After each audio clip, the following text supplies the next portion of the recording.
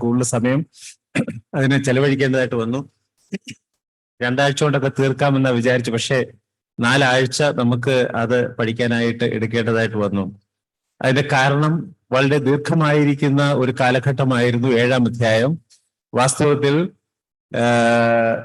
Nebuchadnezzar രാജാവിന്റെ കാലഘട്ടം തുടങ്ങി കർത്താവായ യേശു ക്രിസ്തുവിന്റെ മഹത്വ പ്രത്യക്ഷത വരെയുള്ളതായിരിക്കുന്ന ഒരു വലിയ കാലഘട്ടം. ആ കാലഘട്ടത്തിൽ ഏറ്റവും പ്രധാനപ്പെട്ടതായിരിക്കുന്ന അന്ത്യകാലത്ത് വരാനുള്ളതായിരിക്കുന്ന ആ ചെറിയ കൊമ്പ്, അത് അന്ത്യക്രിസ്തു. ആ അന്ത്യക്രിസ്തുവിനെ കുറിച്ചും ഒക്കെ ഉള്ളതായിരിക്കുന്ന അനേക കാര്യങ്ങൾ നമുക്ക് ചിന്തിക്കാനായിട്ട് പഠിക്കാനായിട്ട് നമുക്ക് ഇടയായി. ഇന്ന് നമ്മൾ 8-ാം അധ്യായത്തിലേക്ക് പോവുകയാണ്. 8-ാം അധ്യായം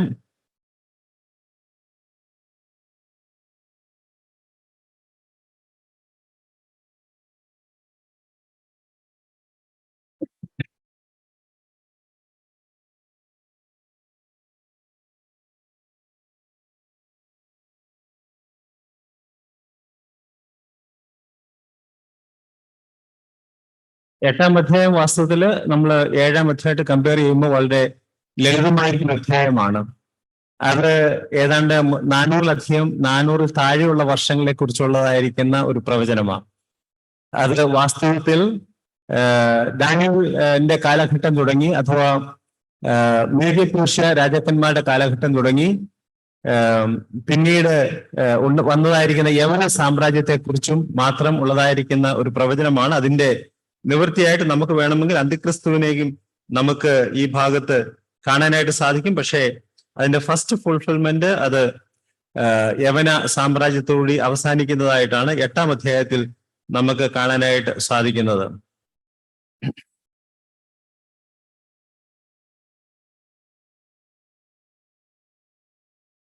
നമ്മൾ ഓർത്തതുപോലെ 7-ാം അധ്യായം ജാതികളുടെ കാലം ആയിരുന്നു. ലൂക്കോസ് സുവിശേഷം 21-ാം അധ്യായത്തിന്റെ 24-ാം വാക്യം, അവിടെ കർത്താവ് തന്നെ പറയുന്നുണ്ട് ജാതികളുടെ കാലം തികയുവോളം എന്ന് പറയുന്നുണ്ട്. ജാതികളുടെ കാലം, അത് ഒരുപക്ഷെ ജാതികളുടെ കാലം ആ വിഷയത്തെക്കുറിച്ചായിരുന്നത് കൊണ്ടാവാം. വാസ്തവത്തിൽ നമ്മൾ നോക്കിയാൽ 2-ാം അധ്യായത്തിന്റെ 4-ാം വാക്യം, അതിന്റെ 2-ാം ഭാഗം തുടങ്ങി 7-ാം അധ്യായം അവസാനിക്കുന്നത് വരെ അരാമ്യ ഭാഷയിലാണ് അത് അരാമ്യ ഭാഷയിലാണ് രേഖപ്പെടുത്തിയിരിക്കുന്നത്. അരാമ്യ ഭാഷയിൽ അത് രേഖപ്പെടുത്തുവാൻ കാരണം അത് പ്രധാനമായിട്ടും ജാതികളുമായിട്ട് ബന്ധപ്പെട്ടതായിരിക്കുന്ന കാര്യങ്ങളാണ് ഈ അധ്യായങ്ങളിൽ രേഖപ്പെടുത്തിയിരിക്കുന്നത് എന്നുള്ളത് കൊണ്ടാണ് എന്ന് നമ്മൾ വിചാരിക്കുക. വാസ്തവത്തിൽ അരാമ്യ ഭാഷയിൽ ഇവിടെ മാത്രമല്ല, എസ്രായുടെ പുസ്തകത്തിലും അരാമ്യ ഭാഷയിൽ ചില ഭാഗങ്ങൾ രേഖപ്പെടുത്തിയിട്ടുണ്ട്. അവിടെ പ്രധാനമായിട്ടും ഒഫീഷ്യലായിട്ട് കിട്ടിയതായിരിക്കുന്നത്, അഥവാ ഓഫീഷ്യൽസിന്റെ ഒഫീഷ്യൽ ഡോക്യുമെന്റ്സ്, അതുപോലെ രാജാവിന്റെ ഡിക്രി, അതൊക്കെ ആ നാളുകളിൽ അരാമ്യ ഭാഷയിലായിരുന്നു രേഖപ്പെടുത്തിയിരുന്നത്. അതുകൊണ്ടായിരിക്കാം ഒരുപക്ഷെ എസ്രായുടെ പുസ്തകത്തിൽ അരാമ്യ ഭാഷയിൽ ആ ഭാഗങ്ങൾ രചിക്കുവാനായിട്ട് ഇടയായത്. ഇവിടെ ദാനിയേൽ പ്രവചനത്തിൽ 2-ാം അധ്യായം 4-ാം വാക്യം മുതൽ 7-ാം അധ്യായം വരെയുള്ളതായിരിക്കും ഭാഗം അരാമ്യ ഭാഷയിൽ.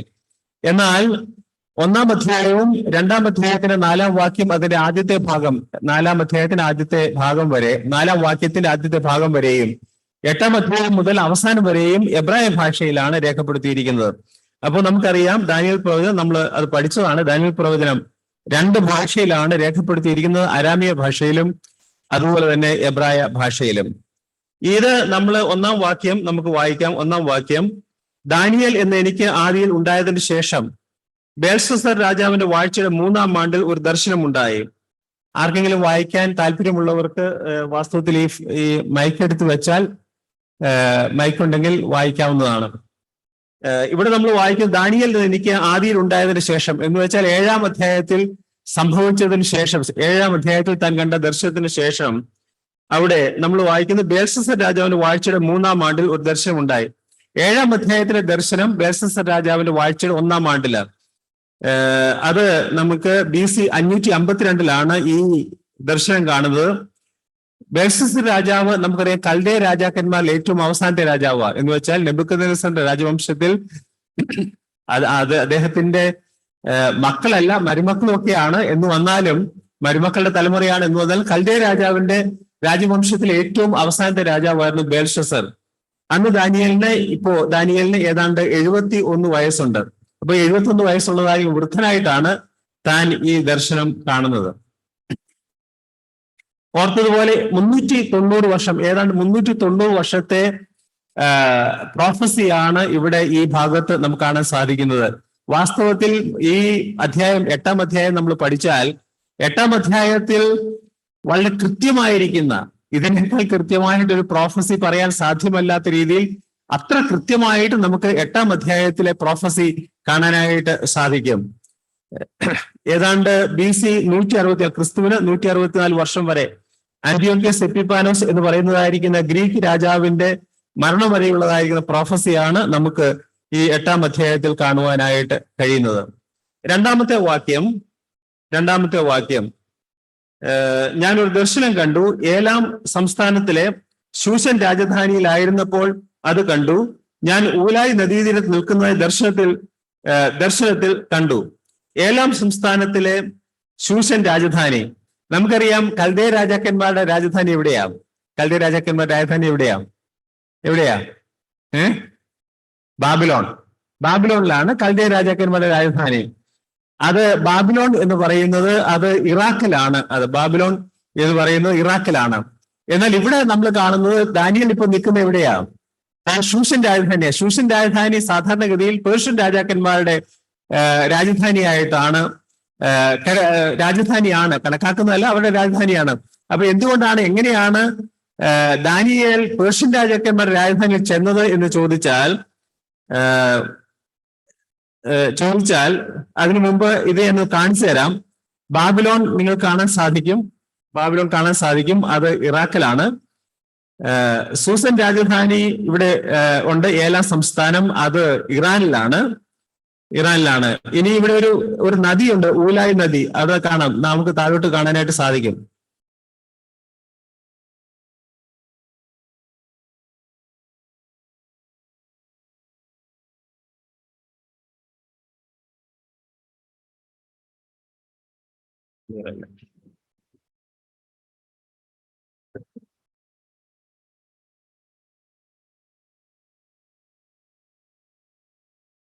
ഊലായി നദി ഇവിടെ കാണാൻ സാധിക്കും. ഈ കാണുന്നതാണ് ഊലായി നദി. അത് സൂസൻ രാജധാനിയിലാണ് വരുന്നത്. എന്നാൽ ബാബിലോണിലേക്ക് വരുന്നതാണ് യൂഫ്രട്ടീസ് നദി. ഇത് യൂഫ്രട്ടീസ് നദിയാണ്. യൂഫ്രട്ടീസ് നദി ബാബിലോണിലേക്ക് വരുന്ന, ബാബിലോൺ അതുപോലെ ബാബിലോൺ രാജധാനിയുടെ ആവശ്യത്തിനുള്ള വെള്ളം ലഭിക്കുന്ന യൂഫ്രട്ടീസ് നദിയിൽ നിന്നാണ്. എന്നാൽ സൂസൻ രാജധാനിക്ക് ആവശ്യമായിരിക്കുന്ന വെള്ളം ലഭിക്കുന്നത് ഊലായി നദിയിൽ നിന്നാണ്. സൂസൻ രാജധാനി എന്ന് പറയുന്നത് പേർഷ്യയിലാണ്, അത് ഇറാനിലാണ്. ബാബിലോൺ എന്ന് പറയുന്നത് ഇറാഖിലാണ്. ഇത് രണ്ട് സ്ഥലങ്ങളാണ്. എങ്ങനെയാണ് ദാനിയേൽ ഇവിടെ സൂസൻ രാജധാനിയിൽ വന്നത് എന്ന് ചോദിച്ചാൽ,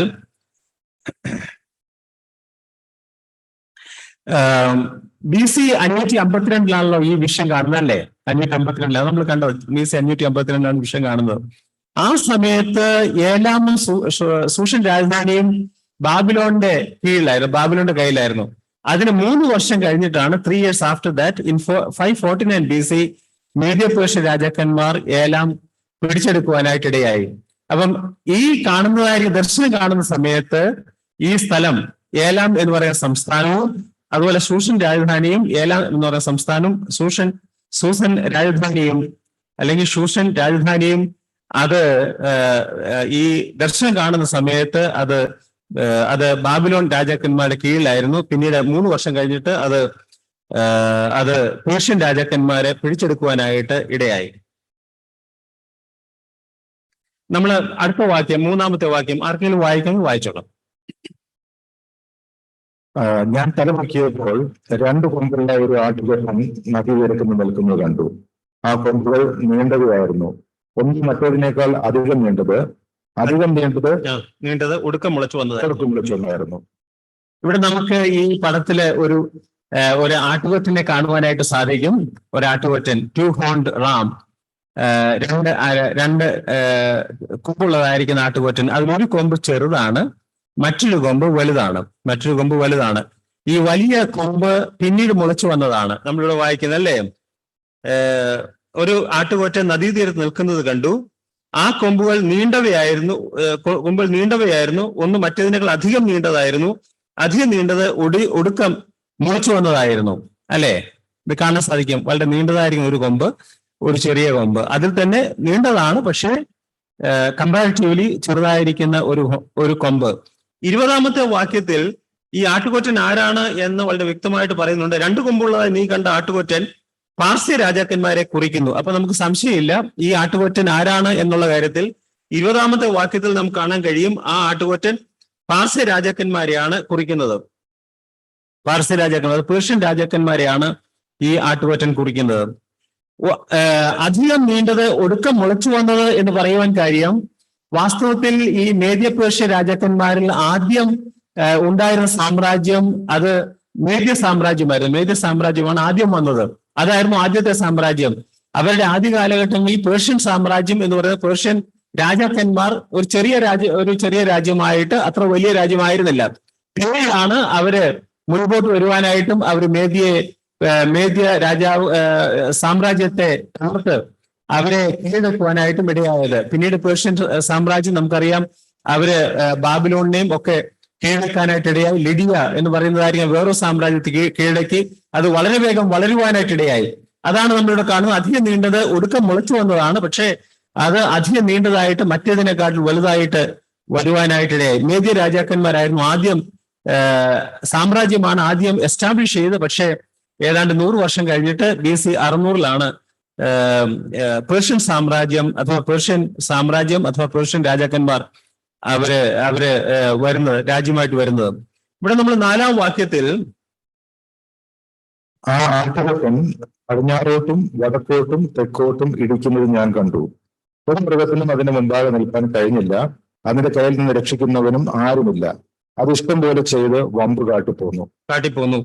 ഇവിടെ നമ്മൾ ഇത് 3 ദിക്കിലേക്ക് ഇടിക്കുന്നതായിട്ടാണ് കാണുന്നത്. ഈ ആട്ടുകൊറ്റൻ എന്ന് വെച്ചാൽ പേർഷ്യൻ രാജാക്കന്മാരെ കുറിക്കുന്നതാണ്. ഇത് 3 ദിക്കിലേക്ക് ഇടിക്കുന്നു. നമ്മൾ പ്രത്യേകിച്ച് നോക്കിയാൽ ഈസ്റ്റിലേക്ക് അത് ഇടിക്കുന്നില്ല എന്നുള്ളതാണ്. ജോർഡൻ തുടങ്ങിയുള്ളതായിരിക്കുന്ന രാജ്യങ്ങളിലേക്ക് അത് കുറെയൊക്കെ അത് കീഴടക്കി, പക്ഷേ കൂടുതലായിട്ടും മറ്റ് 3 സ്ഥലങ്ങളിലേക്കാണ് അത് കീഴടക്കുവാനായിട്ട് ഇടയായത്.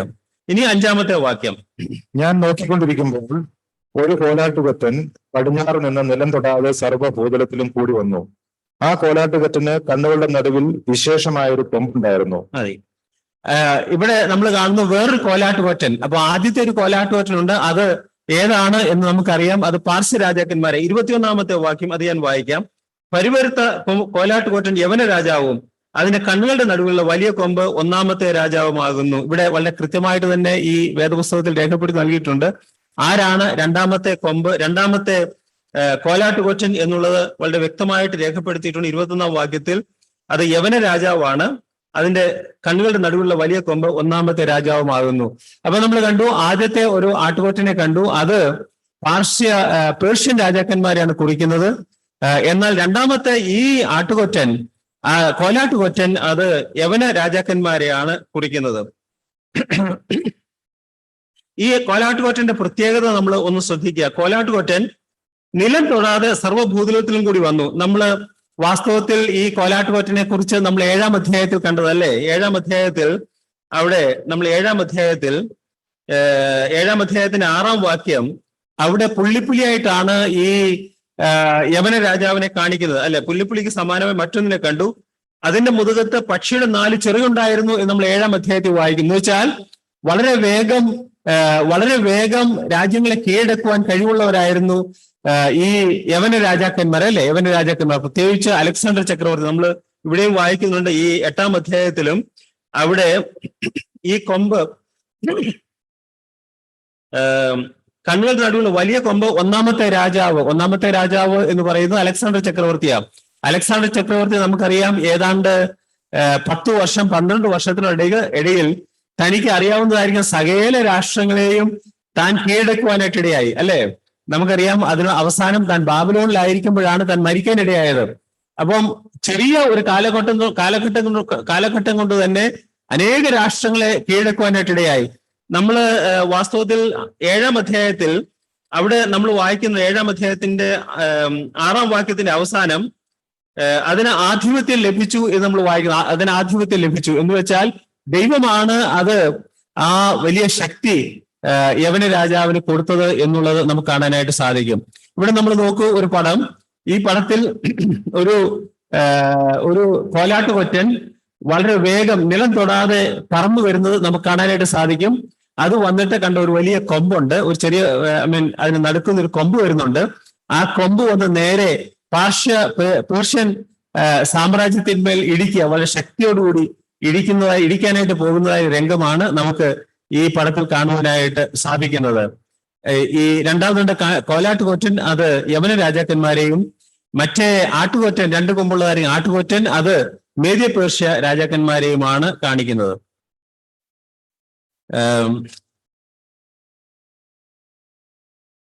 എട്ടാം വാക്യത്തിൽ 7-ാം വാക്യം വായിച്ചിട്ടൊന്ന്. അത് ആട്ടുകൊറ്റനോട് കുടിപ്പിച്ചു, അതിനെ ഇടിച്ച് അതിന്റെ കൊമ്പ് രണ്ടും തകർത്തു കളഞ്ഞു. അതിന്റെ മുമ്പിൽ നിൽപ്പാൻ ആട്ടുകൊറ്റന് ശക്തി ഇല്ലാതിരുന്നു. അത് അതിനെ നിലത്ത് തള്ളിയിട്ട് ചവിട്ടി കളഞ്ഞു. അതിന്റെ കയ്യിൽ നിന്ന് ആട്ടുകൊറ്റൻ രക്ഷിക്കാൻ ആരും ഉണ്ടായിരുന്നില്ല.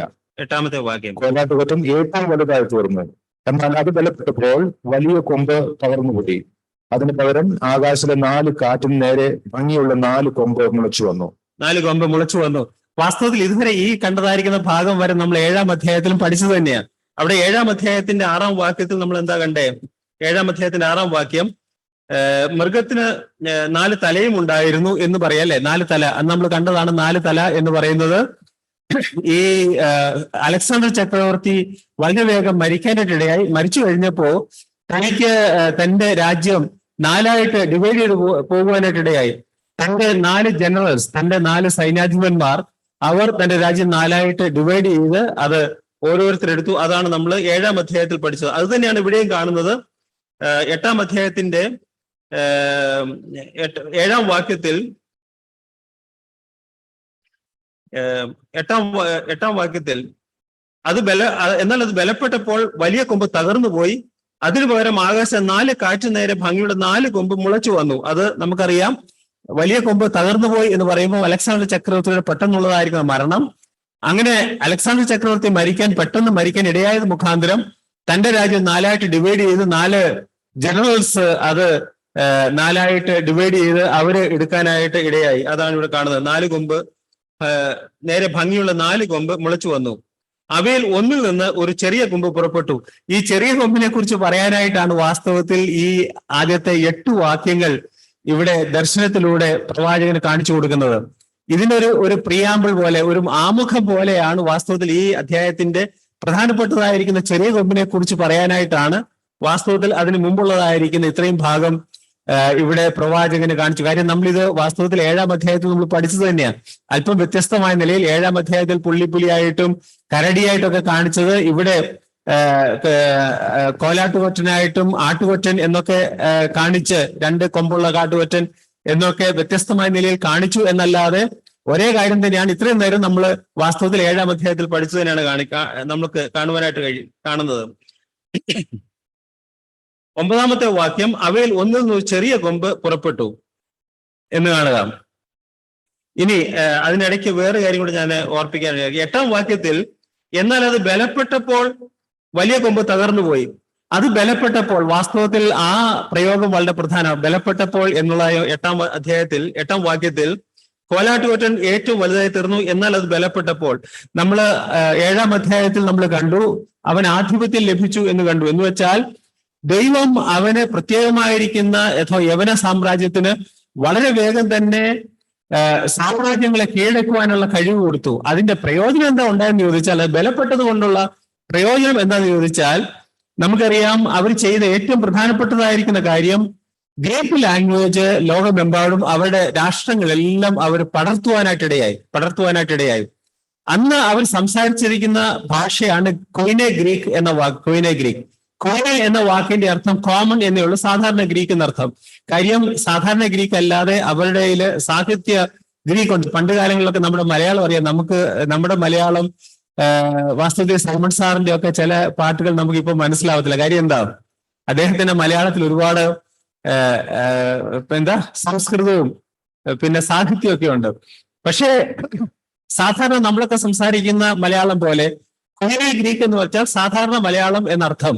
ആ ഭാഷയിലേക്കാണ്, ആ കൊയിനെ ഗ്രീക്കാണ് അന്നത്തെ പ്രധാനപ്പെട്ട ഭാഷ. ഏതാണ്ട് 1000 വർഷക്കാലത്തോളം BC 400 തുടങ്ങി AD 600 വരെയുള്ളതായിരിക്കുന്ന ദീർഘമായിരിക്കുന്ന വർഷം വാസ്തവത്തിൽ 1000 വർഷക്കാലത്തോളം ആ പ്രദേശങ്ങളിൽ ഏറ്റവും പ്രചാരമായിരുന്ന ഭാഷയായിരുന്നു കൊയിനെ ഗ്രീക്ക് എന്ന ഭാഷ. ആ ഭാഷ അങ്ങനെ വർദ്ധിക്കാൻ ഇടയായത് മുഖാന്തരം നമുക്കറിയാം പഴയ നിയമ എബ്രായ ബൈബിൾ ഗ്രീക്കിലേക്ക് തർജ്ജമ ചെയ്യുവാനായിട്ട് ഇടയായി. നമുക്കറിയാം എബ്രായ ഭാഷ എന്ന് പറയുന്നത് വളരെ ചുരുക്കം സ്ഥലത്ത് മാത്രം അറിയാവുന്നതായിരിക്കും ഭാഷയാണ്. നമ്മുടെ കർത്താവായ യേശുക്രിസ്തുവിന്റെ കാലഘട്ടത്തിൽ അവിടെ 3 ഭാഷയായിരുന്നു പ്രധാനമായിട്ടുണ്ടായിരുന്നത്. ഒന്ന് അരാമിക് ഭാഷ. അരാമിക് ഭാഷ അവരുടെ സംസാര ഭാഷയാണ്. അതുപോലെ എബ്രായ ഭാഷ എന്ന് പറയുന്നത് അവരുടെ ആത്മീയമായിരിക്കും റിലീജിയസ് ഭാഷയാണ്. റിലീജിയസ് കാര്യങ്ങളൊക്കെ അവര് ഇന്ന് നമുക്കറിയാം കത്തോലിക്കർ ഉപയോഗിക്കുന്ന മെയിൻ ലാറ്റിനൊക്കെ ചില കുർബാനകളിലൊക്കെ ഉപയോഗിക്കുന്നത് പോലെ അവരുടെ ഭാഷയായിരുന്നു എബ്രായ ഭാഷ.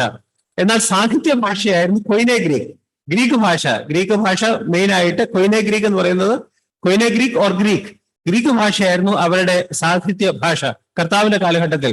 അപ്പോ വളരെ വേഗം ഒരു വലിയ സാമ്രാജ്യം, ഒരു ഏരിയയിൽ തന്നെ ദൈവവചനം പടരുവാനായിട്ട് ഈ യവന സാമ്രാജ്യത്തിന്റെ ഈ വലിയ പെട്ടെന്നുള്ളതായിരിക്കുന്ന വളർച്ച ഒരു മുഖാന്തരമായിട്ട് തീർന്നു. അപ്പോ ദൈവത്തിന്റെ പദ്ധതി എന്ന് പറയുന്നത് വളരെ പ്രത്യേകതയല്ല. നമ്മൾ പ്രതീക്ഷിക്കുന്നത് പോലെയല്ല ദൈവം പ്രവർത്തിക്കുന്നത്. ദൈവത്തിന് ഒരു പദ്ധതിയുണ്ട്. വളരെ വേഗം ഈ ദൈവവചനം ആ പ്രദേശങ്ങളിലെല്ലാം ഈ ഗ്രീക്ക് എംപയറിൽ മുഴുവൻ വളരുവാനായിട്ട് ഈ ആട്ടുകൊറ്റൻ ഈ കോലാട്ടുകൊറ്റൻ അത് ബലം പ്രാപിച്ചപ്പോ അത് മുഖാന്തരമായി തീർന്നു. കോലാട്ടുകൊറ്റൻ ബലപ്പെട്ടപ്പോൾ എന്ന് നമ്മൾ ഇവിടെ കാണുന്നുണ്ട്. നമ്മൾ കണ്ടു വലിയ കൊമ്പ് തകർന്നുപോയി. അതിനു പകരം ആകാശം 4 കരുന്ന ഭംഗിയുള്ള 4 കൊമ്പ് മുളച്ചു വന്നു. അവയിൽ ഒന്നിൽ നിന്ന് ഒരു ചെറിയ കൊമ്പ് പുറപ്പെട്ടു. Out of one of them came fourth A little horn. ഈ ചെറിയ കൊമ്പ് ആരാണ് എന്നുള്ളതായിരിക്കുന്ന ചോദ്യം വളരെ പ്രസക്തമാണ്. വാസ്തവത്തിൽ ഈ ഭാഗത്ത് ഈ കോലാട്ടുകൊറ്റൻ അത് യവന രാജാവാണ് എന്ന് പ്രത്യേകമായിട്ട് ഇല്ലായിരുന്നുവെങ്കിൽ നമ്മൾ ഓർത്തേനേം ഈ ചെറിയ കൊമ്പ് വാസ്തവത്തിൽ നമ്മൾ 7-ാം അധ്യായത്തിൽ ചെറിയ കൊമ്പ് എന്ന് നമ്മൾ കണ്ടത് അന്തിക്രിസ്തുവിനെ കണ്ടല്ലേ. കാര്യം അന്തിക്രിസ്തു വരുന്നത് നമുക്കറിയാം അത് പഴയ റോമൻ സാമ്രാജ്യത്തിൽ വരാൻ സാധിക്കത്തുള്ളൂ. കാര്യം 2-ാം അധ്യായത്തിൽ നമ്മൾ കണ്ടു ഒരു നെബൂഖദ്നേസർ കണ്ടതായിരിക്കുന്ന ആ സ്വപ്നത്തിലെ ബിംബത്തിൽ നമുക്കറിയാം ബാബിലോൺ സാമ്രാജ്യം, പിന്നെ മേദ്യ പേർഷ്യ, പിന്നെ ഗ്രീക്ക്, പിന്നെ റോമൻ സാമ്രാജ്യം ഇരുമ്പ് കൊണ്ടുള്ളതാണ്. റോമൻ സാമ്രാജ്യം അതിന്റെ കാൽപാദങ്ങൾ ഇരുമ്പും കളിമണ്ണുമാണ്. ആ കാൽപാദത്തിലാണ് കൈ തൊടാതെ പറഞ്ഞു വരുന്നതായിരുന്നു കല്ല് വന്നിടിക്കുന്നത് അല്ലെ. നമ്മൾ കണ്ടത് ഓർമ്മയുണ്ടല്ലോ അല്ലെ, കല്ല് വന്നിടിക്കുന്നത്. അതുകൊണ്ട് നമുക്കറിയാം റോമൻ സാമ്രാജ്യം അഥവാ പഴയ റോമൻ സാമ്രാജ്യത്തിൽ അകപ്പെട്ടതായിരിക്കുന്ന ഒരു രാജ്യത്തിൽ നിന്ന് മാത്രമേ അന്തിക്രിസ്തുവിന് വരുവാനായിട്ട് സാധ്യമാകുകയുള്ളൂ. അന്തിക്രിസ്തു വരുന്നത് പഴയ റോമൻ സാമ്രാജ്യത്തിൽ അകപ്പെട്ടതായിരിക്കുന്ന ഒരു രാജ്യത്തു നിന്നായിരിക്കണം. പക്ഷെ ഇവിടെ നമ്മൾ കാണുന്നത് എന്താ? യവന സാമ്രാജ്യത്തിൽ വരുന്നതായിരിക്കുന്ന ഒരു ചെറിയ കൊമ്പ്. അത് ആരാണ് എന്ന് ചോദിച്ചാൽ നമുക്ക് ചരിത്രത്തിൽ നിന്ന് വളരെ വ്യക്തമായിട്ട് അറിയാം. അത് ആ വ്യക്തി അന്റിയോക്കസ് എപ്പിഫാനോസ് എന്ന് പറയുന്നതായിരിക്കുന്ന ഒരു രാജാവാണ്. ആന്റിയോക്കസ് എപ്പിഫാനോസ് എന്ന് പറയുന്നതായിരിക്കുന്ന ഒരു രാജാവാണ്. ഈ രാജാവ് വാസ്തവത്തിൽ യഹൂദന്മാരുടെ ചരിത്രത്തിൽ അവരുടെ ചരിത്രത്തിലെ ഏറ്റവും മോശമായ കാലഘട്ടമായിരുന്നു ആന്റിയോക്കസ് എപ്പിഫാനോസിന്റെ കാലഘട്ടം. ആന്റിയോക്കസ് എപ്പിഫാനോസ് അവരെ ഭരിച്ചിരുന്ന കാലഘട്ടം അവരുടെ ജീവിതത്തിലെ, അവരുടെ യഹൂദ ചരിത്രത്തിലെ ഏറ്റവും മോശമായിരിക്കുന്ന കാലഘട്ടമാണ്. വാസ്തവത്തിൽ AD 70 തീത്തോസ് ചക്രവർത്തി നമുക്കറിയാം യെരുശലേം ആക്രമിച്ചു, യെരുശലേം തീ വെച്ച് നശിപ്പിച്ചു അല്ലെ, യെരുശലേം ദേവാലയം നശിപ്പിച്ചു. അവർക്ക് വലിയ നഷ്ടമുണ്ടായി. അവരെ ഒക്കെ കൊള്ളയിടാനും ഒക്കെ ഒരുപാട് കാര്യങ്ങൾ അവരുടെ ജീവിതത്തിൽ സംഭവിച്ചു. പക്ഷേ ആ സമയത്ത് പോലും അവരുടെ മതത്തെ ഇത്രയധികം അന്തിയോക്കസ് എപ്പിഫാനസ് അവരുടെ മതത്തെ ആക്രമിച്ചതുപോലെ ഒരാക്രമണം ആ കാലഘട്ടത്തിൽ ഉണ്ടായിട്ടില്ല. അവരുടെ ചരിത്രത്തിൽ, യഹൂദ ചരിത്രത്തിലെ ഏറ്റവും മോശമായിരിക്കുന്ന കാലഘട്ടമായിരുന്നു വാസ്തവത്തിൽ ആന്റിയോക്കസ് എപ്പിഫാനോസിന്റെ കാലഘട്ടം.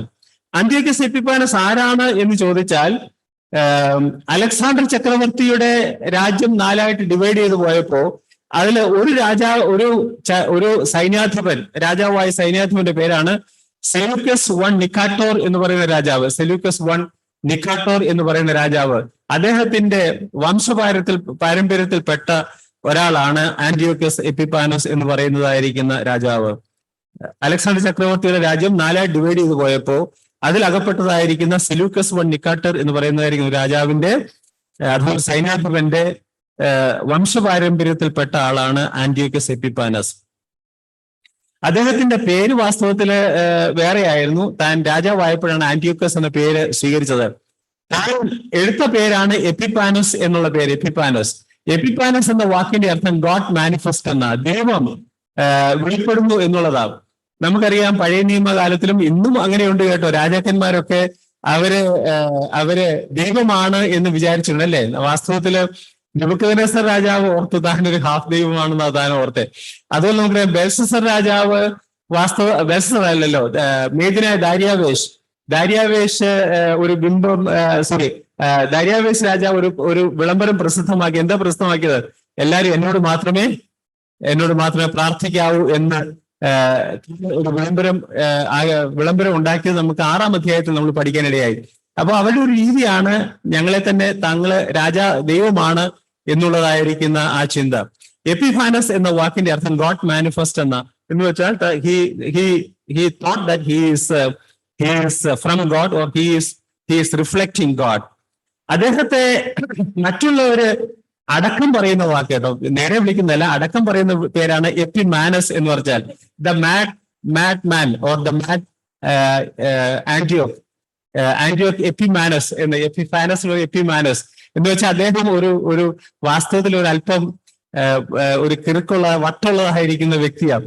എന്ന് വെച്ചാല് താൻ തന്നെ ഈ ഗവൺമെന്റ് ജോലിക്കൊക്കെ അപ്ലൈ ചെയ്തിട്ട് എങ്ങനെയാണ് ഗവൺമെന്റ് ജോലികളൊക്കെ നോക്കുന്നത്, ഇങ്ങനെയൊക്കെയുള്ള. അതുപോലെ തന്നെ പ്രതീക്ഷിക്കാത്ത സ്ഥലത്തൊക്കെ ചെന്നുവിടും.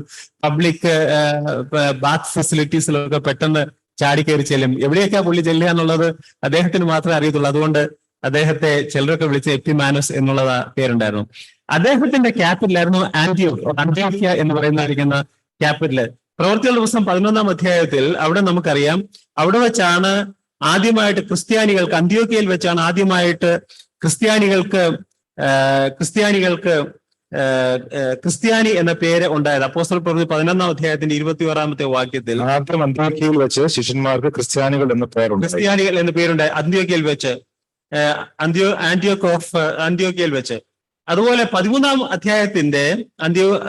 അധ്യായത്തിൽ അവിടെ പൗലോസിനെയും ബർന്നബാസിനെയും വേലയ്ക്കായിട്ട് വേർതിരിച്ചത് അന്ത്യോക്യയിൽ വെച്ച് അല്ലെ. 13-ാം അധ്യായത്തിന്റെ ആദ്യത്തെ വാക്യത്തിൽ അന്ത്യോക്യയിലെ സഭയിൽ എന്ന് പറഞ്ഞിട്ട് 2-ാം വാക്യത്തിൽ അവർ കർത്താവിനെ ആരാധിച്ചും ഉപവസിച്ചും കൊണ്ടിരിക്കുമ്പോൾ ഞാൻ ബർന്നബാസിനെ ശൗലിനെയും വിളിച്ചിരിക്കുന്ന വേലയ്ക്കായിട്ട് അവരെ എനിക്ക് വേർതിരിപ്പീൻ എന്ന് പരിശുദ്ധാത്മാവ് പറഞ്ഞു.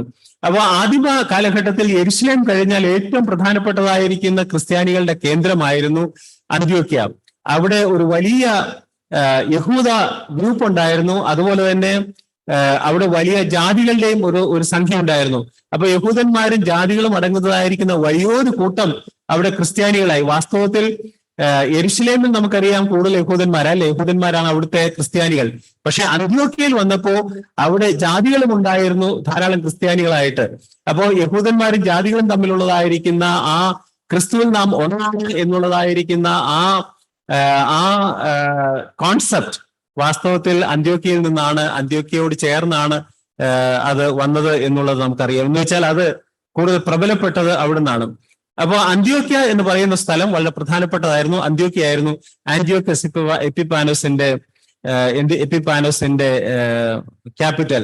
അദ്ദേഹത്തിന് വാസ്തവത്തിൽ അതുപോലെ തന്നെ വേറൊരു സ്ഥലമൊക്കെ ഉണ്ടായിരുന്നു കേട്ടോ. അവർക്ക് ഒന്നിലധികം സ്ഥലങ്ങളിൽ ക്യാപിറ്റൽ അല്ലെങ്കിലും സബ് സ്ഥലങ്ങൾ ഉണ്ടാവും. പക്ഷേ പ്രധാനപ്പെട്ട സ്ഥലം അദ്ദേഹത്തിൻ്റെത് ആന്റിയോക്ക് എന്ന് പറയുന്നത് അന്ത്യോക്യ. അതുകൊണ്ടാണല്ലോ ആന്റിയോക്കസ് എന്ന പേര് തന്നെ അതാണല്ലോ അല്ലെ. അന്ത്യോക്യ ആയിരുന്നു അദ്ദേഹത്തിന്റെ ക്യാപിറ്റൽ. അദ്ദേഹം യഹൂദന്മാർക്ക് എതിരായിട്ട് ചെയ്തതായിരിക്കുന്ന കാര്യങ്ങളെ കുറിച്ച് വാസ്തവത്തിൽ ചരിത്രത്തിൽ നമുക്ക് ധാരാളം കാണുവാനായിട്ട് കഴിയും. ഒരു അപ്പോക്രിഫ ഗ്രന്ഥമുണ്ട്. ആ ഗ്രന്ഥത്തിന്റെ പേരും മക്കാബീസ് എന്ന് പറയുന്ന first Maccabees and second Maccabees. നമ്മള് വാസ്തവത്തിൽ അത് ബൈബിളായിട്ട് എടുക്കുന്നില്ലെങ്കിലും അഥവാ ദൈവശ്വാസീയമായി എടുക്കുന്നില്ലെങ്കിലും നമുക്കറിയാം കത്തോലിക്ക സഭയും അതുപോലുള്ള സഭകളൊക്കെ ഈ പുസ്തകവും അവര് ദൈവശ്വാസീയമായിട്ട് എടുക്കുന്നതാണ്. മക്കാബീസ് എന്ന് പറയുന്നതായിരിക്കും പുസ്തകം. ആ പുസ്തകത്തിൽ ഈ അന്ത്യോക്യസ് എപ്പിഫാനോസ് ചെയ്തതായിരിക്കുന്ന വലിയ തെറ്റുകൾ, യഹൂദനെതിരെ ചെയ്തതായിരിക്കുന്ന തെറ്റുകൾ, അതുകൊണ്ട് അതിന് എതിരായിട്ട് വന്നതായിരിക്കുന്ന റിവോൾട്ട്, ഗറില്ല യുദ്ധവും അതുകൊണ്ട് വന്നതായിരിക്കുന്ന കാര്യങ്ങളൊക്കെ വളരെ വ്യക്തമായിട്ട് രേഖപ്പെടുത്തിയിട്ടുണ്ട്. അന്ത്യോക്യസ് എപ്പിഫാനോസ് ചെയ്തതായിരിക്കുന്ന ഒന്നാമത്തെ കാര്യം നമുക്കറിയാം, യെരുശലേം ആക്രമിച്ചു. രണ്ടാം ദേവാലയം ഉപയോഗശൂന്യം ആക്കി. അവിടെ നമുക്കറിയാം സെരുബാബേൽ ഒക്കെ പണിയെഴുപ്പിച്ചതായിരിക്കുന്ന ആ ദേവാലയം അത് നശിപ്പിച്ചു കളയുവാനായിട്ട്, അത് ഉപയോഗശൂന്യം, നശിപ്പിച്ചെന്ന് വെച്ചാൽ യഹൂദന്മാർക്ക് ഉപയോഗിക്കാനായിട്ട് കഴിയാതെയാക്കി. സിയൂസ് എന്ന് പറയുന്ന ഇസഡിയുസ് എന്ന് പറയുന്നതായിരിക്കുന്ന ഗ്രീക്ക് ദേവന്റെ പ്രതിമ അവര് ദേവാലയത്തിൽ പ്രതിഷ്ഠിച്ച് യാഗമർപ്പിച്ചു. അവിടെ സിയൂസ് എന്ന് പറയുന്നതായിരിക്കുന്ന ദേവന് അവര് പന്നിയൊക്കെ യാഗമർപ്പിക്കുന്നതായിട്ട് നമുക്ക് കാണുവാനായിട്ട് സാധിക്കും. യഹൂദന്മാർക്ക് നികൃഷ്ടമായിരിക്കുന്ന കാര്യങ്ങൾ ആ ദേവാലയത്തിൽ ചെയ്യുവാനായിട്ട് ഇടയായി. അതുപോലെ തന്നെ യഹൂദന്മാരുടെ ഏറ്റവും പ്രധാനപ്പെട്ടതായിരിക്കുന്ന പുസ്തകമാണല്ലോ നമുക്കറിയാം മോശയുടെ പഞ്ചഗ്രന്ഥങ്ങൾ, തോറ. അതാണ് തോറ എന്ന് പറയുന്നത്. അവരുടെ ഏറ്റവും പ്രധാനപ്പെട്ടതായിരിക്കുന്ന പുസ്തകങ്ങളാണ്. അവരുടെ ബൈബിളിന്റെ പേര് തനാക്ക് എന്ന TANAKH, തനാക്ക് എന്നാണ് അവരുടെ ബൈബിൾ. അതില് തോറ എന്ന എന്നതിന്റെ ആദ്യത്തെ 2 ചുരുക്ക വാക്കാണ് TA എന്ന് നമ്മൾ ഇംഗ്ലീഷിൽ എഴുതുന്നത്. തനാക്കിന്റെ TA, തോറ. അവരെ സംബന്ധിച്ചിടത്തോളം, യഹൂദിനെ സംബന്ധിച്ചിടത്തോളം തോറയാണ് അവർക്ക് ദൈവത്തിന്റെ, ബാക്കിയൊക്കെ പ്രവചനവും റൈറ്റിംഗ്സ് ആണെങ്കിലും തോറയാണ് അവരെ സംബന്ധിച്ച ദൈവവചനം. അപ്പൊ അവർ പറയാണ് ദൈവവചനത്തിലുണ്ടോ എന്ന് ചോദിച്ചാൽ തോറയിലുണ്ടോ എന്ന് അവർ പറയുക. അപ്പൊ തോറ അവർ പിടിച്ചെടുത്തു. പിന്നെ അവരുടെ പ്രത്യേകതകളൊക്കെ ഉണ്ട്. പരിച്ഛേദന, ശബത്ത്, യഹൂദന്റെ ആഹാര നിയമങ്ങൾ, ദേവാലയ കർമ്മങ്ങൾ, മറ്റ് ആചാരാനുഷ്ഠാനങ്ങൾ എല്ലാം താൻ നിരോധിക്കാനായിട്ട് ഇടയായി അന്ത്യോക്യസ് എപ്പിഫാനസ്. അതുപോലെ താൻ ഗ്രീക്ക് ഭാഷ സംസാരിക്കുവാനായിട്ട് നിർബന്ധിച്ചു. അവരുടെ ദേവനെ ആരാധിക്കുവാനായിട്ടും നിർബന്ധിച്ചു. അവരുടെ ദേവന്മാരെ ആരാധിക്കുവാനായിട്ട് താൻ നിർബന്ധിച്ചു. നമ്മൾ 9ാം വാക്യത്തിൽ വായിച്ചാട്ടം. അവയിൽ നിന്ന് ഒരു ചെറിയ കൊമ്പ് പുറപ്പെട്ടു, അത് തെക്കോട്ടും കിഴക്കോട്ടും മനോഹര ദേശത്തിന് നേരെയും ഏറ്റവും വലുതായി തീർന്നു. അതെ, മനോഹര ദേശം എന്ന് പറയുന്നത് യെരുശലേം അഥവാ പലസ്തീനാണ് എന്ന് നമുക്ക് മനസ്സിലാക്കാനായിട്ട് സാധിക്കും. മനോഹര ദേശത്തിന് നേരെയും അത് ഏറ്റവും വലുതായി തീർന്നു. ഇനി 10ാമത്തെ വാക്യം. അത് ആകാശത്തിലെ സൈന്യത്തോളം വലുതായി തീർന്നു, സൈന്യത്തിലും നക്ഷത്രങ്ങളിലും ചിലതിനെ നിലത്ത് തള്ളിയിട്ട് ചവിട്ടിക്കളഞ്ഞു. മതി. അത് ആകാശ സൈന്യത്തോളം വലുതായി തീർന്നു, എന്നിട്ട് സൈന്യത്തിലും നക്ഷത്രങ്ങളും ചിലതിനെ നിലത്ത് തള്ളിയിട്ട്. വാസ്തവത്തിൽ 10ാം വാക്യം തുടങ്ങി താഴോട്ടുള്ള വാക്യങ്ങൾ നമ്മൾ വളരെ പ്രത്യേകമായിട്ട് ശ്രദ്ധിക്കേണ്ടതാണ്. എന്താ അവിടെ പറയാൻ അറിയാമോ?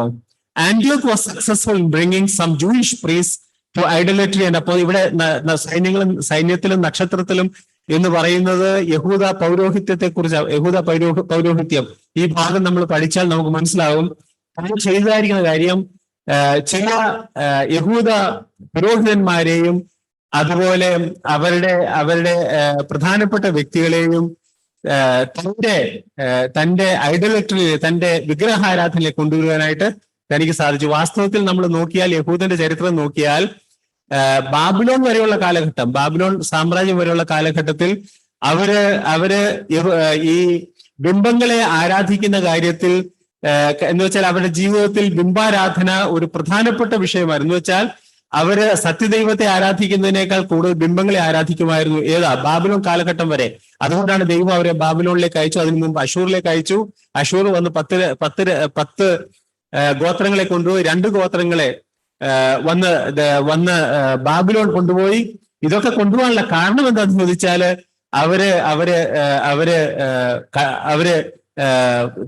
അവര് വിഗ്രഹങ്ങളെ സേവിച്ചു കളയും. അതിന്റെ പാരമ്യത എന്താണെന്ന് ചോദിച്ചാല്, ഈവൻ ദേവാലയത്തിൽ ചെന്നപ്പോ 25 പേര് നിന്നിട്ട് സൂര്യ നമസ്കാരം ചെയ്യുക. എവിടെയാ? യെരുശലേം ദേവാലയത്തിൽ. ആ അവസ്ഥയിലേക്ക് യഹൂദൻ വരുവാനായിട്ട് ഇടയായി. അപ്പൊ അവരുടെ സ്വഭാവമാണ് എന്ന് ഞാൻ പറയുക. ഇവിടെ നമ്മൾ കാണുന്നത് എന്താ? അന്ത്യോക്യസ് എപ്പിഫാനോസ് ചെയ്തത് എന്താ? താൻ he was able to bring some Jewish priests to idolatry and apostasy.